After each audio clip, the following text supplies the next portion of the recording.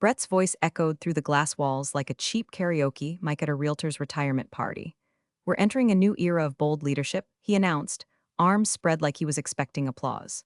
The only sound was the squeak of Lena's chair as she shifted in the back corner, again uninvited, again unacknowledged, again pretending she wasn't the one who built every back-end system. They were now dangling in front of the board like it materialized from a vision quest and a Google Doc. 3 years ago, she was co-founder.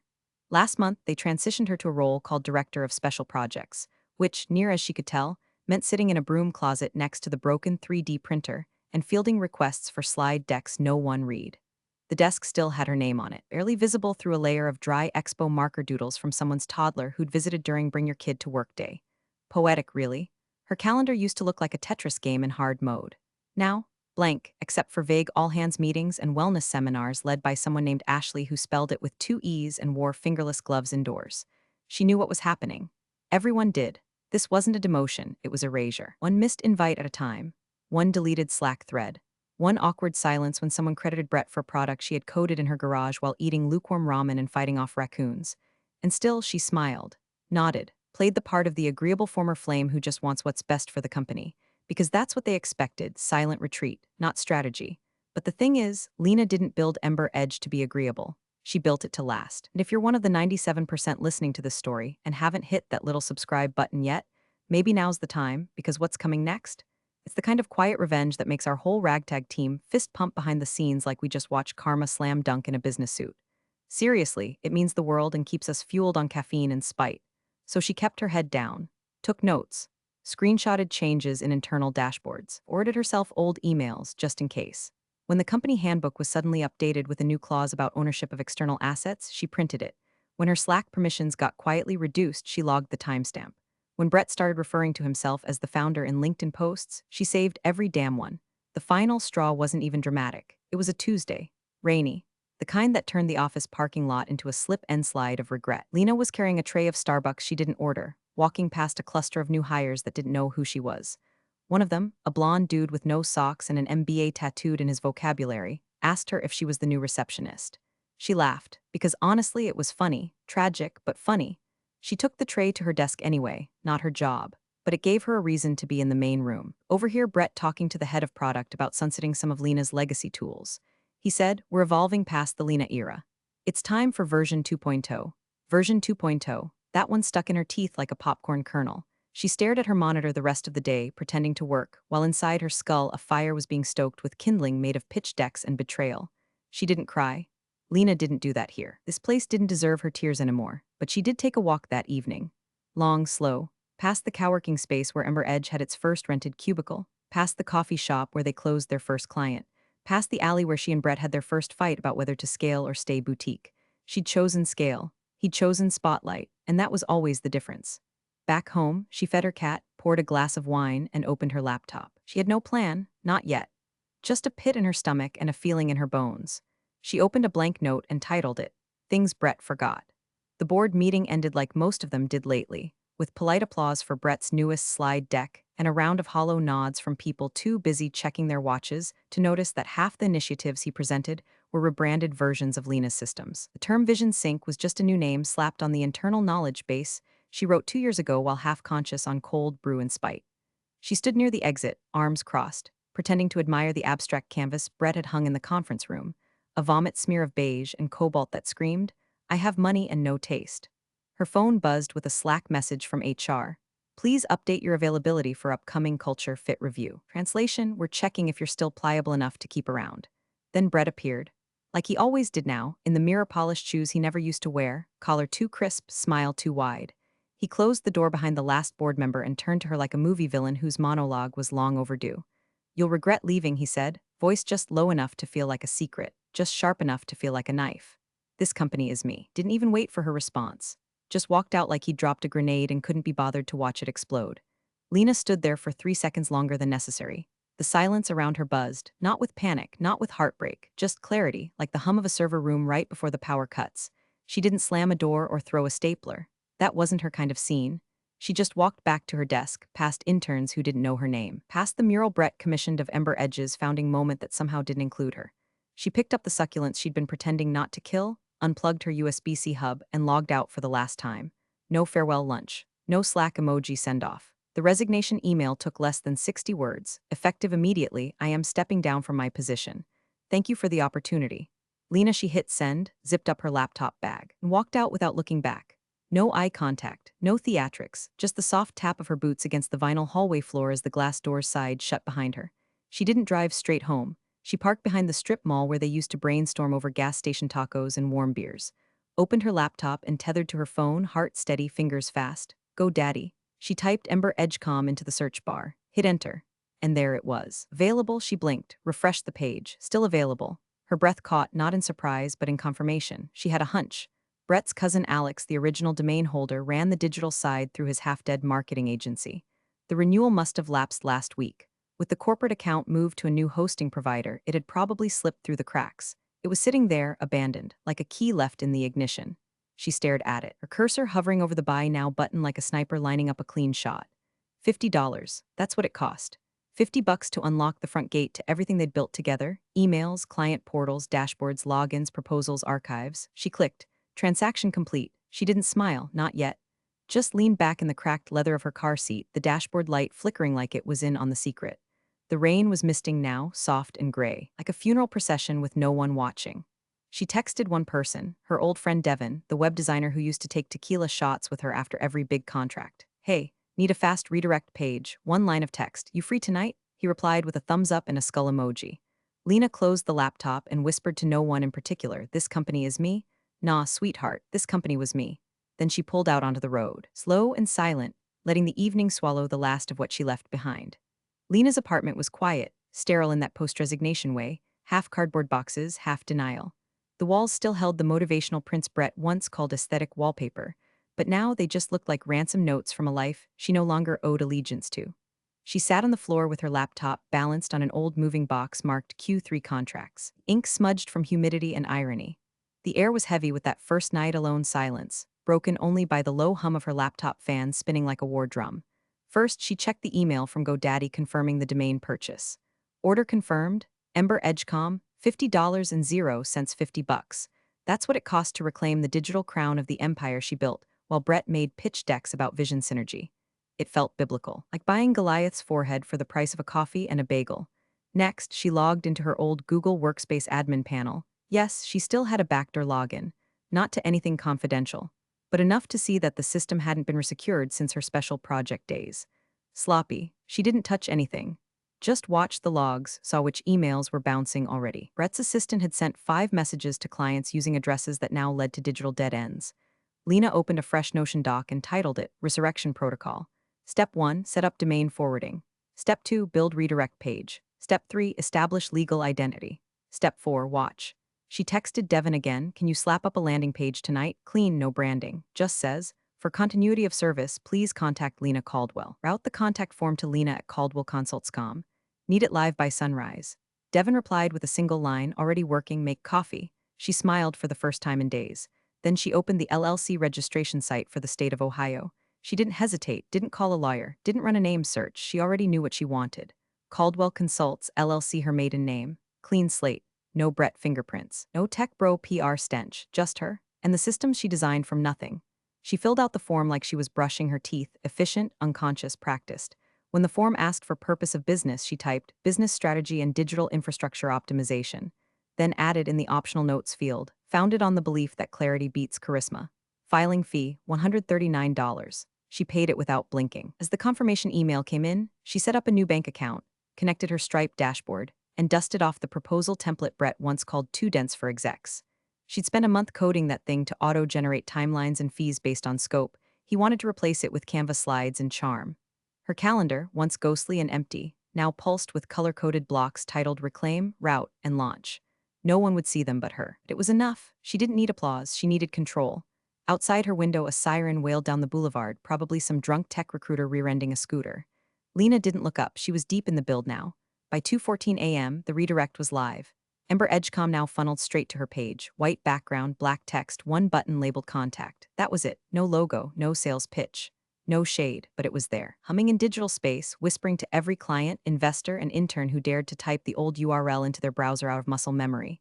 Whispering, someone's home, and it isn't who you think. At 2:45 a.m., She closed the laptop, stretched, and poured herself a neat 2 fingers of bourbon from the bottle she'd hidden when Brett moved out.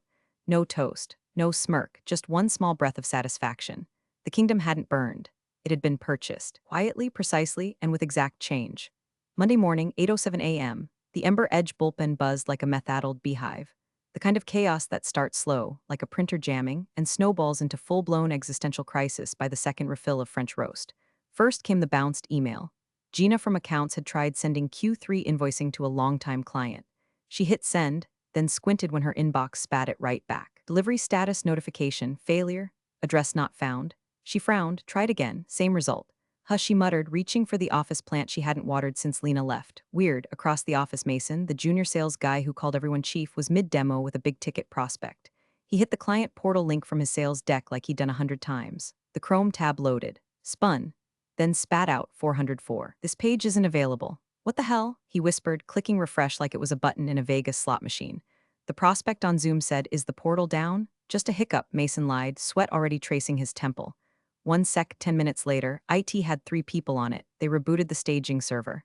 Nothing. They pinged the AWS health dashboard. Green across the board. Gina wandered over holding a stack of printed bounce-backs like a confused librarian mid-eviction. At 9:02, Brett strolled in with his usual energy, half clap, half buzzword.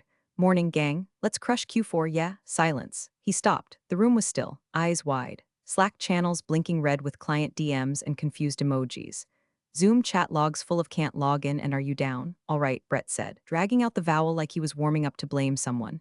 "What's going on?" Dev from IT looked up. "Emails are bouncing. Client portal's down, I think. The domain's not pointing to our servers anymore." Brett blinked. "That's not possible. Alex handles all that." "Yeah," Dev said, eyes darting nervously, "except I checked GoDaddy. The domain isn't registered to Alex anymore." "What?" Brett's voice pitched. "Who the hell's it under?" "Can't tell. It's set to private. But it's definitely not ours now." Brett's jaw clenched so hard you could hear it from HR. He marched back to his office, slammed the door like it owed him money, and opened a fresh browser window. EmberEdge.com, enter, it loaded, but not the company site. Just a plain white page with one line of black text. "For continuity of service, please contact Lena Caldwell." Below it, a simple button, contact, no logo, no shade, no drama, just her name. Floating there like a goddamn lighthouse in a fog of broken logins and PR doom. Brett stared, blinked once, twice. "Get Alex on the line," he barked into the intercom. 5 minutes later, his cousin was on speaker, stammering through excuses about auto-renewal settings and must have gotten flagged by the bank. "You let the domain lapse?" Brett shouted. "I thought you migrated to the new cloud host. You never told me to keep managing it. You had one job." Back in the bullpen, someone whispered, "Is that Lena's page?" The sales team huddled around Mason's screen, scrolling through the clean landing site like it was a ghost they'd all heard of but never expected to see again. "Did she take the domain?" Gina asked, voice low. "No way," Mason muttered, staring like it was holy scripture. But Lena's name was right there. Calm, professional, inviting. By 11 o'clock a.m., the redirect had logged over 130 visits, mostly EmberEdge staff, a few confused clients, one investor. Brett still thought it was a glitch, a cruel prank from the hosting provider, a DNS hiccup, something techie and fixable with a few emails and a raised voice. He didn't realize yet, didn't understand what that single redirect button meant, didn't know that the moment Lena clicked purchase on Friday night, the center of gravity shifted. And now the static was building. The signal hadn't cut through yet. When it did, it would be hers. Every call, every client, every bit of credibility floating in the digital ether was slowly, silently rerouting. To Lena. By noon, the EmberEdge Slack resembled a digital panic room. Threads stacked to the ceiling with client complaints, IT status updates, and sales reps throwing around phrases like mitigating optics and working on interim solutions like they knew what the hell they were doing. Brett, now fully unhinged in CEO mode, had stopped speaking in sentences. Everything was a bark, a gesture, or a vague threat involving legal action. He hadn't eaten, he hadn't blinked, and worst of all, he hadn't gotten control back. Then his assistant popped her head in, hesitant, cautious, like a zookeeper bringing tranquilizers to a pissed-off rhino. You just missed a call from Mr. Carlyle. He said it was urgent. Something about Lena?" Brett froze. Michael Carlyle, primary investor, venture capitalist. The man who bankrolled EmberEdge's second round and had once called Lena the only adult in the room. If Carlyle was calling her, it meant the iceberg had already hit the hull. Meanwhile, in a quiet cafe 6 blocks away, Lena sat in the corner with her back to the wall, sipping mint tea like she was waiting for a train that always arrived on time. Her phone buzzed once. Unknown number. She let it ring twice, then answered with that same controlled tone she used when explaining backend dependencies to clueless VPs. "Lena Caldwell. Miss Caldwell, this is Michael Carlyle. Apologies for the direct line, I had it from the early days. No apology needed, Mr. Carlyle. What can I do for you?" A pause, the rustle of papers on his end. He was always a man who liked context. We tried accessing EmberEdge's portal this morning and were rerouted to your page. I assume this wasn't a mistake. Lena let the silence stretch just enough to imply deliberation, not guilt. The domain expired. I noticed it late Friday night and bought it to prevent any disruption. I didn't want clients or your team losing access while things got sorted. Another pause, less rustle, more weight, I see. So this wasn't coordinated with Brett? No, sir. And you didn't reach out to notify anyone before the redirect. She folded her napkin slowly, neatly. I debated it. But given how abruptly I was removed from communications, I thought it best to let the site speak for itself. I've only redirected traffic to a simple contact page, nothing commercial. Carlyle exhaled. You always were surgical. She didn't respond. Just let him fill the space with his own conclusions. Well, he said finally, I appreciate the clarity. I suspect this will create questions, I understand. I'm happy to discuss anything that might ease the transition. Not a threat, not a proposal, just a calm, open door. Carlyle hung up after a brief thank you and a remark about professionalism under pressure. Back at EmberEdge, Brett got the text from Carlyle at 12:43 p.m. Just spoke with Lena. Sounds like she handled the domain lapse responsibly. Surprised this fell through the cracks. Talk soon. Brett's face went white. He showed the screen to no one, just stood there frozen while the office swirled in tech chaos and quiet suspicion. He opened a new tab, EmberEdge.com still rerouted. He clicked contact, typed a fake name, fake question just to test. 2 minutes later, a reply popped up. Thank you for reaching out. I'm happy to assist where I can, Lena. Calm, human, perfect, not flashy, not defensive. Just her voice, slipping back into the stream of power where he had once tried to drown her. Didn't know yet how deep the iceberg ran, that the proposal software had been tied to the domain, that the CRM backup still sat on an old server Lena personally configured, that clients were already talking to her behind his back, not out of loyalty, but because she answered the damn phone. He just knew one thing, Carlyle had called her first. And now the panic wasn't a glitch. It had a name, and it was Lena. Tuesday morning opened with thunder and inboxes. Rain lashed against the EmberEdge windows like an angry ex with a key and a grudge, and Brett's mood matched the weather. Loud, unpredictable, and rapidly flooding every channel in sight. By 8:13 a.m., he'd already screamed at 2 interns, cursed out Alex for domain negligence, and summoned the company's general counsel, Helen, into his office with a single-line Slack message. Get in here now. Helen arrived, black coffee in one hand, legal pad in the other, already bracing for nonsense. She didn't like Brett, never had. She liked paper trails and good grammar and didn't appreciate when either were sacrificed in the name of alpha energy and LinkedIn bluster. She stole our damn domain, Brett growled, pacing in circles. That's theft. I want a cease and desist out today. Helen blinked. Do you have proof of ownership? She ran the back end. She built the site. Yes, but did we renew the registration? She manipulated the situation. She used company funds to buy it? Brett paused. Helen sighed. Then it's not theft, Brett. It's a lapse, a catastrophic lapse, but it's legally clean unless she misrepresents herself or uses proprietary code. She's redirecting traffic to her contact page, Brett, not a sales funnel, not an ad, and let's be honest, she was EmberEdge. His face flushed like a Wi-Fi router under stress. Send the letter anyway. Helen, after a moment's pause, nodded once. Fine, but don't expect a win. At 10:02 a.m., Lena received the cease and desist email. The subject line read, Emergency IP Enforcement. Immediate action required. She opened it on her phone while standing in line for cortado. The contents were as dramatic as expected. Accusations of digital trespass, brand confusion, and deliberate misrepresentation. Brett had likely dictated it himself, judging by the overuse of bold red text and the phrase this behavior constitutes a direct assault on company assets. Lena didn't even finish reading. She forwarded it to Marcy Chan, her longtime attorney and unspoken guardian angel. Subject line, as expected.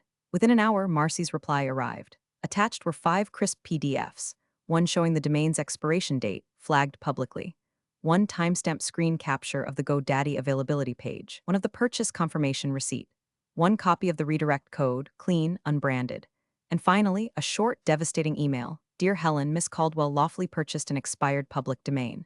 No proprietary assets were transferred, no client data used, and no misleading representations made. Any further accusation may be construed as defamation. Please govern yourselves accordingly. Lena read it twice, smiled once, and didn't reply. Not to Marcy, not to Brett, not to anyone. By noon, her inbox was a steady waterfall of names from her past. Subject lines like, Are you taking clients again? Saw the site, interested in chat?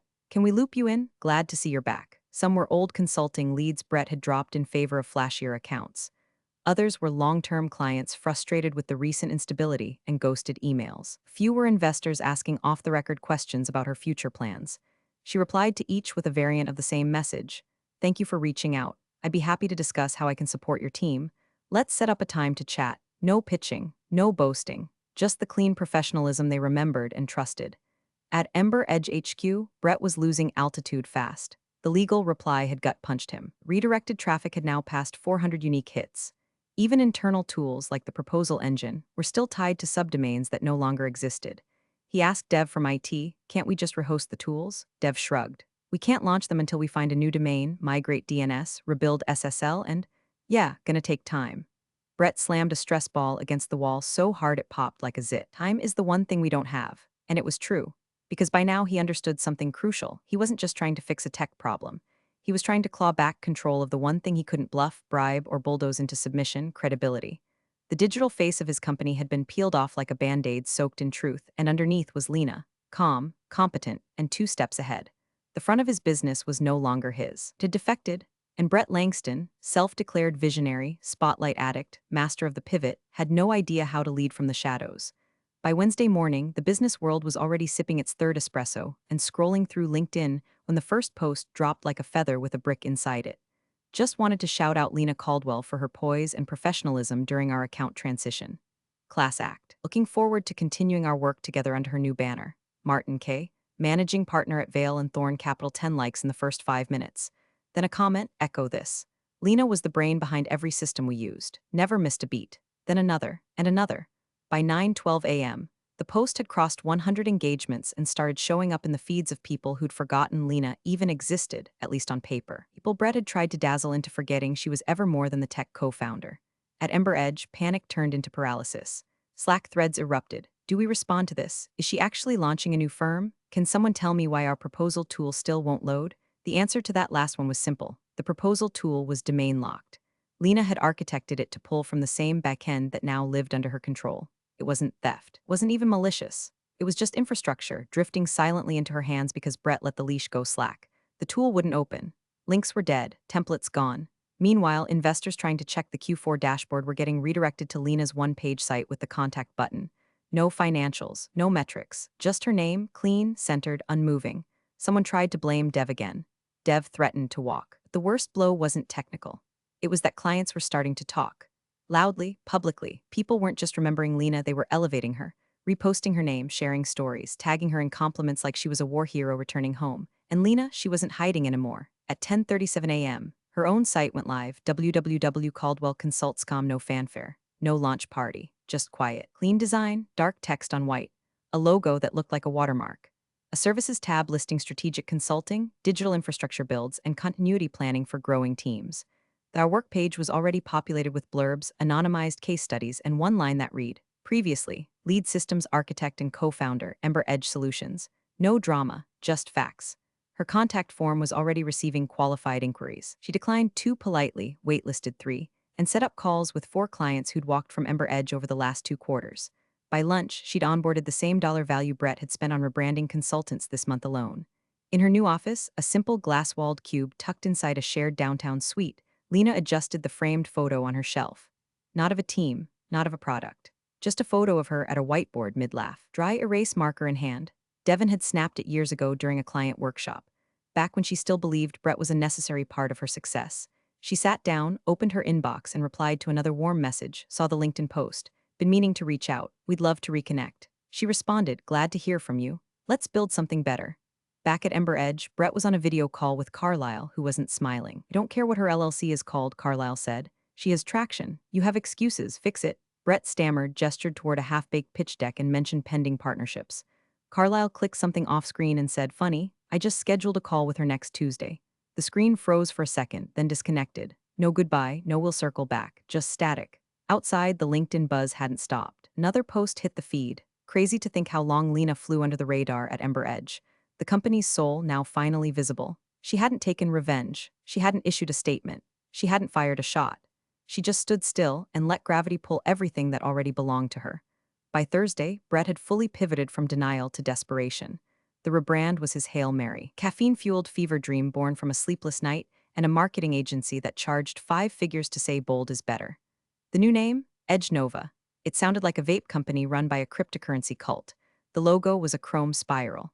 The font looked like it had been designed by someone who hated vowels. And the color scheme, neon blue on charcoal, burned into retinas like a war crime against web accessibility. Brett marched into the morning all hands like a preacher on meth, slapping down USB drives with new assets and declaring, "We rise today. EmberEdge is dead.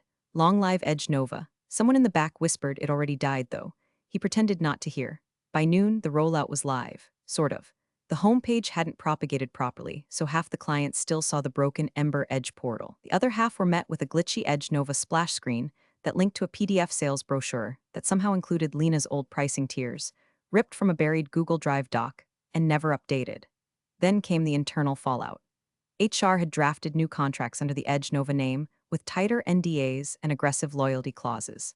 Developers were told they had to re-sign by EOD or be considered out of alignment. Two back-end engineers quit on the spot, citing hostile restructuring and reckless brand erosion. The Slack exodus followed. Channels renamed overnight. Documents moved without warning. Years of institutional knowledge flushed into the void in a failed attempt to erase Lena's fingerprints. And like clockwork, the hammer fell. At 3:14 p.m., Carlyle's firm officially pulled their next funding tranche. The message was curt, given the instability. Reallocating capital until the brand regains footing. Translation, you're on your own, pal. In his office, Brett stood over his desk, breathing like a man who'd just tried to sprint through a brick wall and realized the wall doesn't move. His hands trembled as he opened his inbox, desperate for one last card to play. There it was, drafted but unsent since Tuesday.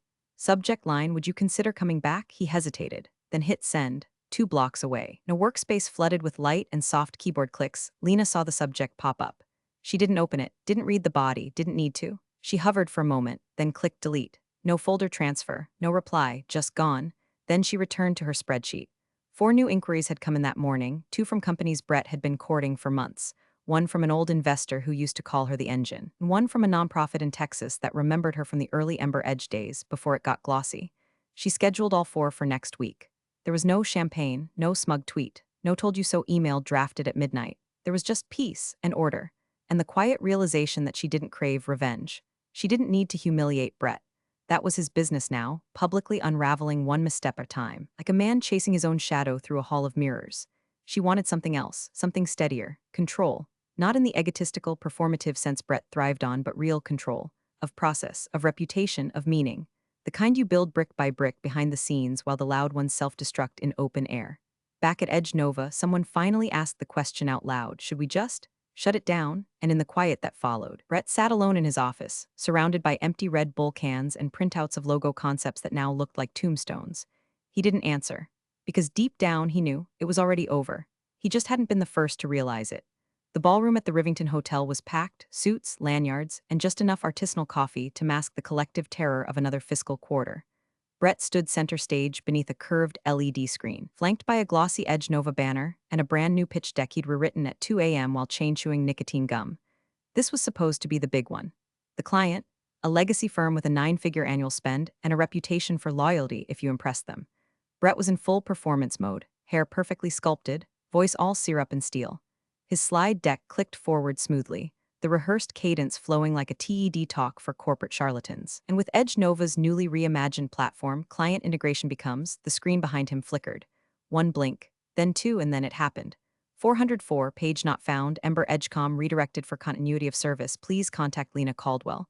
A single white page, 1 sentence, her name in black. For full 2 seconds, no one in the room breathed. Then came the cough, then the whisper, then Brett, frantically clicking his remote like it could reboot reality. It's a DNS issue. This is temporary, he stammered, eyes darting like a man waking up mid-fall. Someone in the audience raised their phone and took a photo. Someone else typed Lena's name into LinkedIn. In the second row, a junior rep from the legacy firm leaned over to her boss and whispered, didn't she used to run all their systems? He nodded, watching Brett sweat like a cheap roast in a broken crock pot. Across town, Lena sat in a glass-walled office overlooking the river. No velvet chairs, no branded coffee mugs, just a sleek desk, her laptop, a bowl of oranges, and a printed contract waiting for signature. The client across from her was calm. Gray suit, steady handshake, the kind of man who spoke only when the deal was already done in his head. We've reviewed the materials, he said, capping his mont blanc. It's exactly what we need. Lena nodded once, slid the papers across the table. You'll have full onboarding access by Monday. No delays, he signed, stood, smiled. We followed your work for a while. Glad to see you leading your own name. As he left, Lena turned back to her laptop, refreshed her analytics. Another client form submitted. Another redirect converted. EmberEdgeCom still doing the heavy lifting just for someone new. Her name, her traffic, her trust. On the far corner of her desk sat a small walnut plaque, polished and quiet. $50 well spent. She didn't grin, didn't laugh. just rested her hand on it for a beat the way a pianist might touch the last key after the final note rings. There were no fireworks, no grand announcements, just an empire reassembled in silence. Edge Nova would limp along for a while, rebrands tend to decay slowly. Brett would hold meetings, pay consultants, throw good money after a very public kind of bad. But Lena, she didn't need to bury the old kingdom. She simply absorbed it, name, clients, dignity, and all into something better. No fire, just frost and full control. Appreciate you sticking around, you legends of the break room. Subscribe for more chaos. Let's make your old managers spill their coffee in fear.